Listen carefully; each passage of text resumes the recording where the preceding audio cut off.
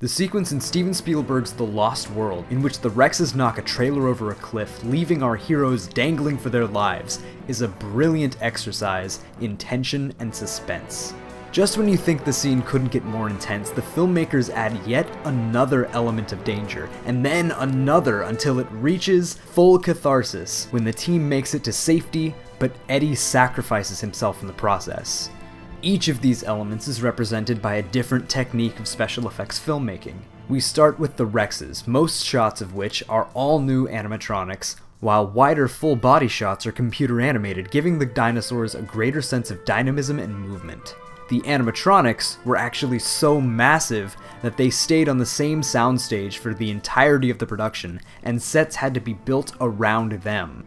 The trailer interior was physically tumbled with the actors inside to create the disorientating shot in which it spins around the camera.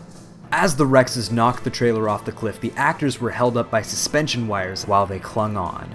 Possibly the most memorable moment is when Sarah falls and cracks the glass of the window.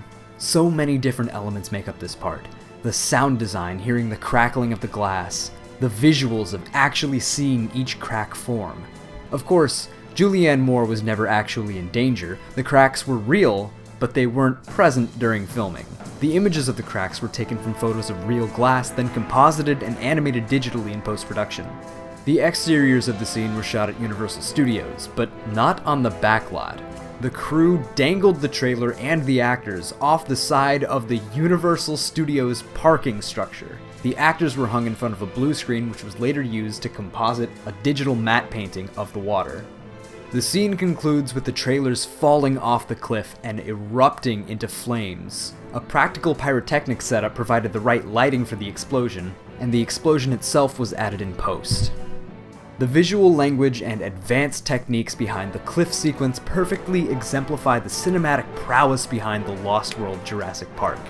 Today, it's mostly remembered as just being an inferior sequel, but the more we learn about and discuss the way it was put together, the more people will appreciate all that went into making it. Thank you so much for watching today's Jurassic Countdown video. Be sure to come back for another one tomorrow. Stay tuned.